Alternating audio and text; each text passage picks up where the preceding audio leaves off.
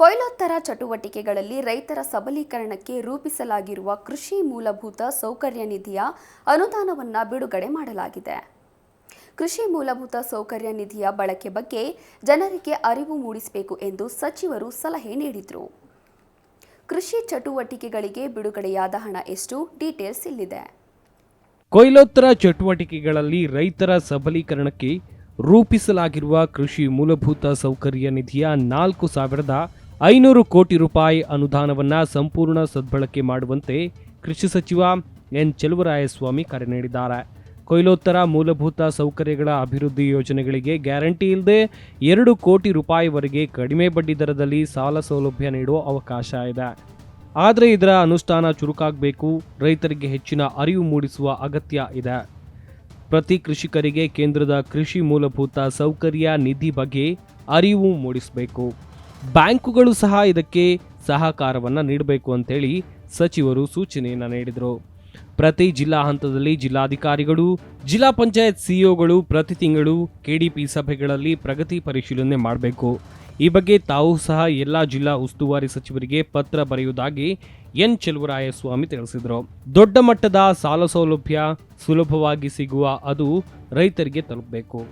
ಗೋದಾಮುಗಳು ಮತ್ತು ಸೈಲೋಗಳು, ಪ್ಯಾಕ್ ಹೌಸುಗಳ ವಿಂಗಡಣೆ ಮತ್ತು ಶ್ರೇಣೀಕರಣ ಘಟಕಗಳು, ಶೀತಲ ಗೃಹ ಸರಪಣಿಗಳು, ಸಾಗಾಣಿಕೆ ಸೌಲಭ್ಯಗಳು, ಪ್ರಾಥಮಿಕ ಸಂಸ್ಕರಣೆ ಕೇಂದ್ರಗಳು, ಹಣ್ಣು ಮಾಗಿಸೋ ಘಟಕ, ಮೌಲ್ಯಮಾಪನ ಘಟಕ, ಈ ಮಾರುಕಟ್ಟೆ ವೇದಿಕೆ ಸೇರಿದಂತೆ ಸರಬರಾಜು ಸರಪಳಿ ಸೇವೆಗಳು, ಸಂಕುಚಿತ ಜೈವಿಕ ಅನಿಲ ಸ್ಥಾವರ, ಸಂಯೋಜಿತ ಸ್ಪುರುಲಿನ ಉತ್ಪಾದನಾ ಘಟಕ ಮತ್ತು ಸಂಸ್ಕರಣಾ ಘಟಕ, ರೇಷ್ಮೆ ಕೃಷಿ ಸಂಸ್ಕರಣಾ ಘಟಕ, ಜೇನು ಸಂಸ್ಕರಣಾ ಘಟಕ, ಪ್ಲಾಂಟ್ ಕ್ವಾರಂಟೈನ್ ಘಟಕಗಳನ್ನು ಸ್ಥಾಪಿಸೋಕೆ ಸಾಲ ಸೌಲಭ್ಯ ಸಿಗಲಿದ್ದು, ಈ ಬಗ್ಗೆ ವ್ಯಾಪಕ ಪ್ರಚಾರ ನೀಡಿ ಬ್ಯಾಂಕುಗಳೊಂದಿಗೆ ಸಮನ್ವಯ ಮಾಡಿ ಅಂತ ಹೇಳಿದರು. ಗ್ಯಾರಂಟಿ ರಹಿತ ಹಾಗೂ ಸರ್ಕಾರದಿಂದ 3% ಬಡ್ಡಿ ರಿಯಾಯಿತಿ ನೀಡೋ ಯೋಜನೆ ಇದಾಗಿದೆ. ಕೃಷಿ ಇಲಾಖೆಯ ಜಿಲ್ಲಾ ಹಾಗೂ ತಾಲೂಕು ಮಟ್ಟದ ಅಧಿಕಾರಿಗಳು ಕ್ಷೇತ್ರ ಮಟ್ಟದಲ್ಲಿ ಜಾಗೃತಿ ಮೂಡಿಸಿ ಬ್ಯಾಂಕುಗಳೊಂದಿಗೆ ಅಂತರ ಕಡಿಮೆ ಮಾಡೋ ಮೂಲಕ ಸಂಪರ್ಕ ಸೇತುವೆಯಾಗಿ ಕೆಲಸ ಮಾಡಬೇಕಿದೆ ಅಂತ ಹೇಳಿದರು. ಜಿಲ್ಲಾ ಪಂಚಾಯಿತಿ ಮುಖ್ಯ ಕಾರ್ಯನಿರ್ವಾಹಕ ಅಧಿಕಾರಿಗಳು, ಲೀಡ್ ಬ್ಯಾಂಕ್ ಹಾಗೂ ಕೃಷಿ ಇಲಾಖೆ ಅಧಿಕಾರಿಗಳ ಸಭೆಯನ್ನು ನಡೆಸಿ ಅನುಷ್ಠಾನ ಚುರುಕುಗೊಳಿಸಲು ಪತ್ರ ಬರೆಯುವುದಾಗಿ ಹೇಳಿದರು.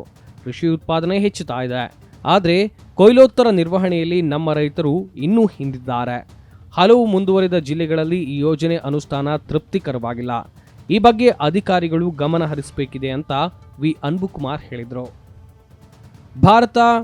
ಭಾರತ ಸರ್ಕಾರದ ಕೃಷಿ ಮೂಲಭೂತ ಸೌಕರ್ಯ ನಿಧಿಯ ನಿರ್ದೇಶಕರಾದ ಕೆಆರ್ ಮೀನಾ ಅವರು ಮಾತನಾಡಿ, ಕೃಷಿ ಸಮಗ್ರ ಅಭಿವೃದ್ಧಿಯಿಂದ ಮಾತ್ರ ದೇಶ ಸರ್ವತೋಮುಖ ಪ್ರಗತಿ ಸಾಧ್ಯ.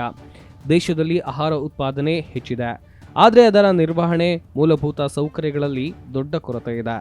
ಆದರೆ ಕೃಷಿ ಮೂಲಭೂತ ಸೌಕರ್ಯ ನಿಧಿಯಡಿ ದೇಶದಲ್ಲಿ 1.5 ಲಕ್ಷ ಕೋಟಿ ಲಭ್ಯ ಇದ್ದು, ರೈತರು ಸಾಲ ಸೌಲಭ್ಯ ಸರಿಯಾಗಿ ಸಮರ್ಪಕವಾಗಿ ಸದ್ಬಳಕೆ ಮಾಡಿಕೊಳ್ಬೇಕು ಅಂತ ಹೇಳಿದರು.